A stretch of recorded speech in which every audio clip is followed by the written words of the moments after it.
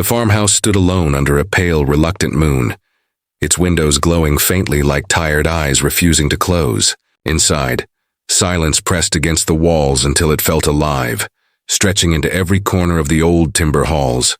Eleanor moved through it barefoot, her nightdress trailing against the floorboards. She had stopped sleeping months ago, though her husband believed it was only grief or stress or anything ordinary. He had no idea how far from ordinary her nights had become.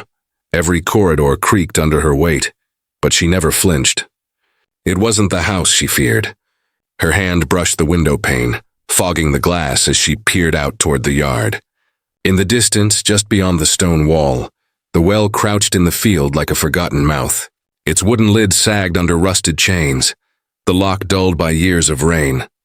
Eleanor tightened her grip on the iron key she always kept tucked in her dressing gown. The key was warm, as though it absorbed her own pulse. She whispered to herself, voice shaking. It should never come out. Her husband, Alistair, had asked her once why the well was chained. She had smiled too quickly and said her father had done it for safety. That was the lie she had carried for years. She could not let him know that the lock was not for keeping people from falling in, but for keeping something from climbing out. The wind shifted, carrying the faintest scrape, like nails dragging against stone. Eleanor's breath caught. She pressed her forehead to the cold glass, trying to convince herself it was only the trees shifting in the breeze. But deep down, she knew the sound for what it was. When she turned from the window, the shadows in the corridor seemed to stretch longer, reaching after her. She clutched the key tighter, the sharp edges biting into her palm. Her whisper came again, hoarse, almost a confession. I buried it there. I buried what should never have lived. Her legs weakened, but she forced herself back toward the bedroom before Alistair noticed her absence. He slept too deeply, never hearing the noises, never seeing how the night itself pressed against her. She knew she had little time before he grew curious enough to test the lock himself, and if he did, he would learn the truth she had spent her entire life running from. Alistair woke to an empty bed, the sheets beside him still warm. His wife's absence no longer surprised him, yet unease pulled him from sleep all the same. He rose quietly, listening to the hush of the farmhouse. At first there was only the ticking of the old clock in the hall. Then he caught it, something faint drifting in through the window. A scrape, quick and deliberate, as though claws scratched against stone. He padded down the corridor, the air colder than it should have been for late spring. Each step drew him closer to the back door, and with it the sound grew sharper. He pushed the curtain aside. Across the yard, the well stood like a black scar against the grass, its chains glinting under the moonlight. For a moment the lid shifted, only slightly, but enough to stir his breath into frost. By morning, Eleanor sat at the kitchen table, her hands curled around her teacup. She looked pale, her lips pressed in a line. Alistair cleared his throat. You were walking again last night, he said. She didn't look up. I couldn't sleep. There was something outside. By the well, the chains. Her eyes snapped to his, fierce and sharp. You imagined it. You always imagine things when you're tired. The finality of her tone struck him harder than the words themselves. She had never spoken to him with such precision, as though cutting off not only his question, but the very thought behind it. He wanted to press, but her gaze dared him to stop. That afternoon he returned to the yard alone. The ground was soft from rain, the grass bending under his boots. He knelt near the well. A print waited in the mud, bare and small. Not his, not hers. The toes pointed toward the house as though whatever made it had walked right to their door. Alistair's chest tightened. He looked back toward the farmhouse windows, expecting Eleanor to be watching. Yet no curtain shifted. The chains rattled faintly, though the air around him was still. That night he lay beside her as she slept. Her breathing was steady, almost rehearsed. His mind replayed the footprint, the sound, the way her voice had shut him down. Doubt wrapped around him like a tightening rope. He whispered into the dark, "What are you hiding from me?" Outside, the well gave a single hollow knock, as if something beneath had answered. Alistair could not shake the image of the muddy footprint. It followed him into his sleep, into his waking thoughts, into every glance he gave Eleanor. She moved about the house with mechanical calm, as if she sensed his suspicion but refused to acknowledge it. By the third day, he realized he would not find answers under his own roof. Through fragments of old photographs and mentions in passing, he remembered a woman who had once been close to Eleanor in her youth. Clarissa Wainwright. Childhood friend, confidant, perhaps the only person alive who knew what the farm truly carried. He found her address with little difficulty. Small towns held onto their people, even when those people wished to be forgotten.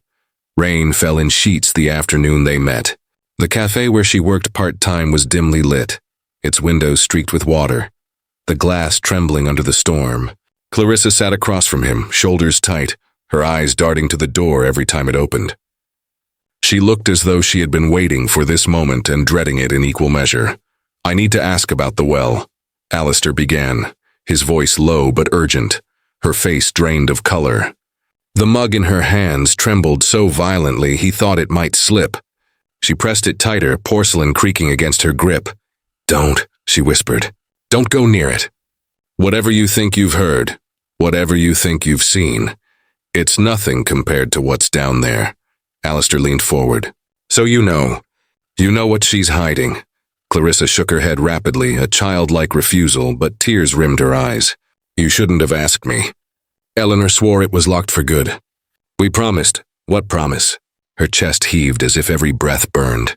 "That no one would ever speak of that night. That it would stay buried." The words came out in a rush, but her voice cracked at the end. Alistair's mind reeled. He had expected denial, or perhaps a small confession, but not this weight of secrecy spilling between them. "You were there," he said slowly. The realization dawning, Clarissa's hand slipped, the mug splitting with a sharp crack. Hot tea spread across the table, but she didn't flinch. She was staring past him into the storm outside, as if the rain itself was listening. "It's not just her secret," she whispered, her voice so low he had to lean closer to catch it. "It's mine, too." Her eyes locked with his then, wide and glistening, pleading with him to stop digging. Yet in that plea was something darker, a knowledge that whatever they had buried would not stay silent forever. The storm outside deepened, rattling the glass. For the first time, Alistair felt as though the weather itself was warning him, but warnings came too late. He had started pulling at threads that could not be rewoven. And back at the farmhouse, Eleanor stood at the window, watching the well as if she already knew he had spoken to Clarissa. The storm had passed, but the house felt heavier, as if the rain had left its weight behind. Alistair lay in bed, staring at the ceiling, his mind replaying Clarissa's trembling confession. Sleep refused him, and silence pressed closer with every hour. Then it came, a whisper, faint but unmistakable, curling through the night air. "Alistair." He sat up, heart lurching. The sound carried from the yard, soft and measured, like someone calling from a distance. He strained to listen. "Alistair." The voice was familiar yet wrong, stretched thin as though passing through stone. He pulled on his coat, careful not to wake Eleanor, and stepped into the night. The air smelled of wet earth. The grass clung to his boots as he crossed the yard. The well stood waiting. Moonlight glazed the chains, and the lock quivered as if struck from within. He froze, every instinct telling him to turn back. But then the chains rattled violently, shaking so hard the lid jolted against the stone rim. He whispered, "Dear God."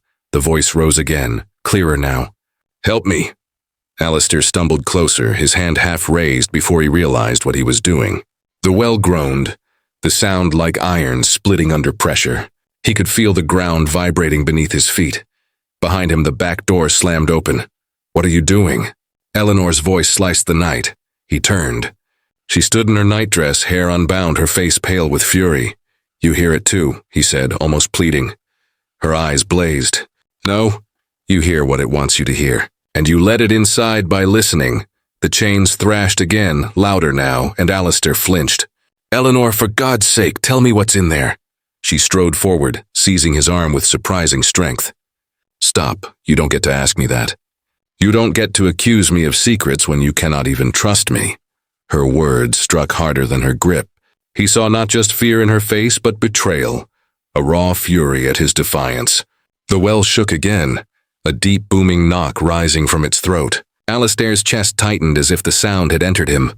"I'm your husband," he said, his voice breaking. "If you cannot tell me, then who can you tell?"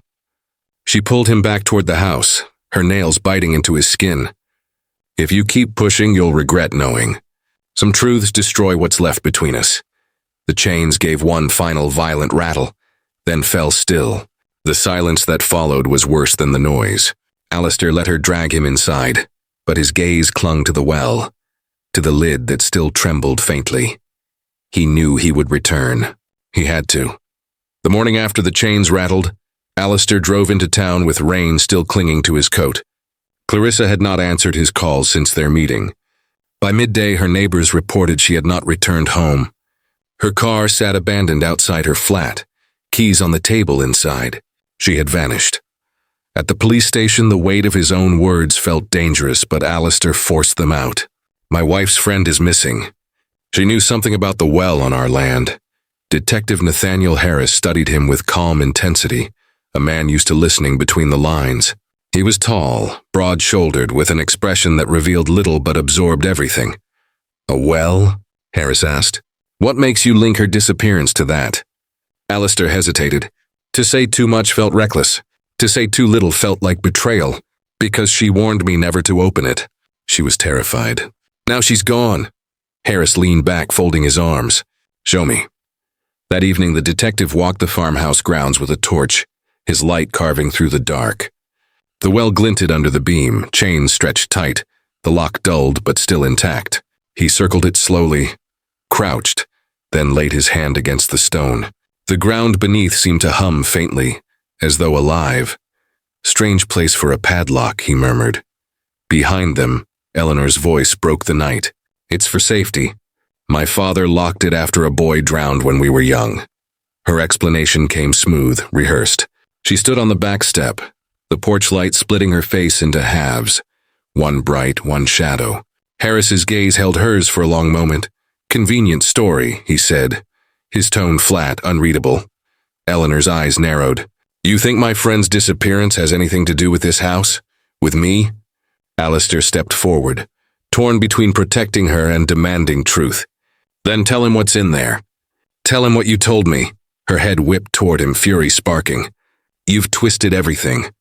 You've turned a marriage into interrogation. Harris lifted his torch again, the beam fixed on the trembling lock. Whether you like it or not, Mrs. Harrow, secrets rot. They seep into the ground, and sometimes they crawl back up. Eleanor flinched just enough for Alistair to see. Her hand tightened around the iron key in her pocket, her knuckles white. She forced herself to meet Harris's stare.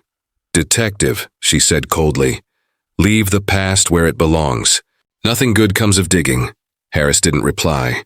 He swept the light one final time across the well before turning to Alistair. His silence was heavy, filled with suspicion. That night, Alistair lay awake, listening to the silence outside, and realized Harris would not let this go. The detective had felt it too, that faint vibration under the earth, that pulse of something waiting, and Eleanor knew it was only a matter of time before someone forced the chains apart. Detective Harris worked with the precision of a man who trusted facts more than words. The following week, he returned to the farmhouse with a thin folder under his arm, the paper inside yellowed with age. He laid it on the kitchen table, sliding it toward Alistair without a word. A faded newspaper clipping stared up at him.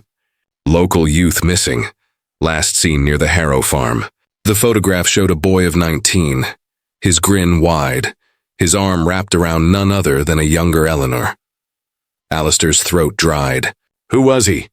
Harris's voice was steady. Rufus Lyle, childhood friend. Some said more than that. He disappeared the summer your wife turned 20. Never found, never explained. Official word was he ran away.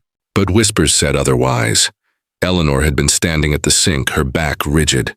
At the mention of the name, the dish slipped from her hand and shattered. She didn't turn. Alistair's chest constricted. You told me your father locked the well after a drowning. She spun then, her face streaked with water that might have been from the basin, but looked far too much like tears. Stop it, Alistair. Stop letting him plant poison in your head. But the photograph between them burned into his vision. The smile, the arm around her, the sudden absence no one could account for. His voice was hoarse. He's in there, isn't he? You chained him down there. Her breath hitched, and for a moment silence hung heavy. Then she crossed the room, trembling.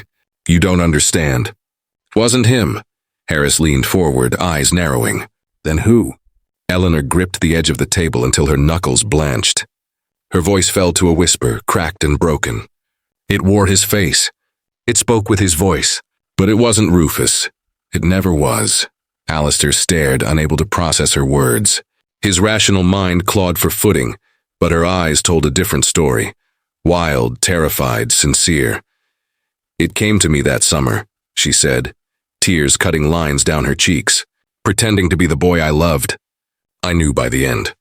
I saw what it really was when the mask slipped, and I locked it away before it could take me too. Her confession cut through the air like glass splintering. Harris closed the folder with deliberate calm, but his expression betrayed the faintest flicker of unease. If what you're saying is true, Mrs. Harrow, then that thing hasn't been buried. It's been waiting, Alistair's pulse thundered. Outside the yard was silent, but he could swear the chains were straining again, as though the well itself had heard her confession. The storm began without warning. Wind screamed through the valley, hurling branches against the farmhouse walls. Rain lashed in sheets so heavy the fields blurred into darkness. Alistair and Eleanor sat in the front room, the detective pacing by the window, each of them listening to the house shudder.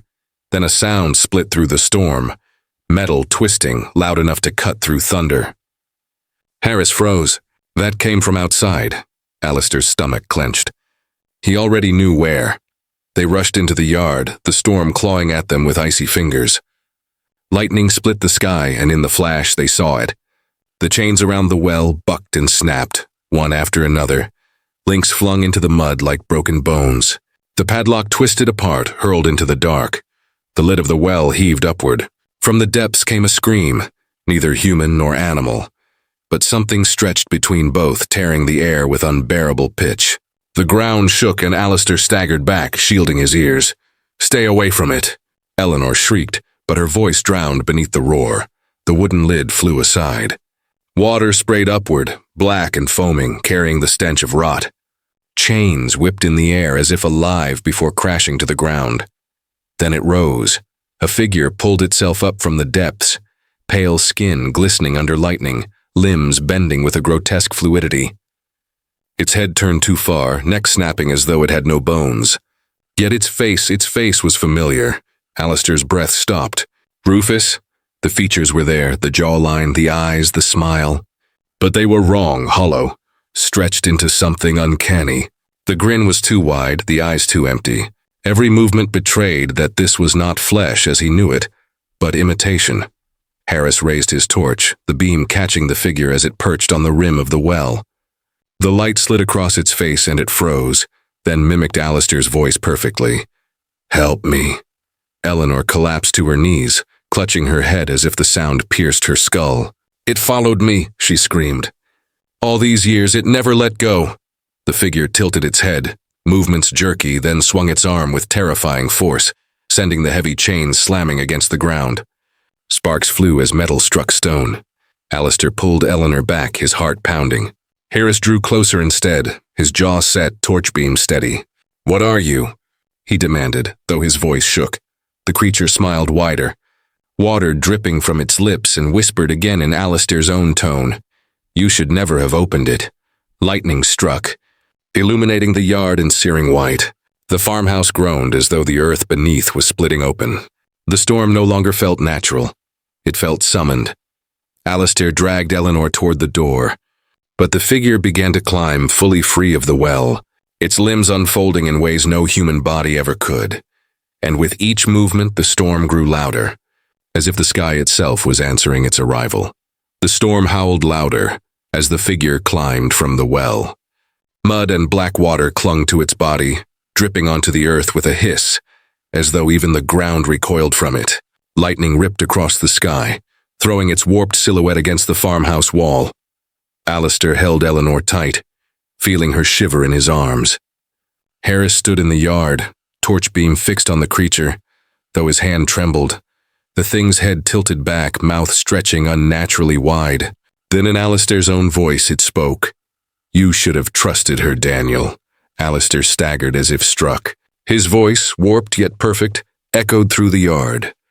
Eleanor whimpered, clutching her ears. The creature turned its hollow eyes toward her.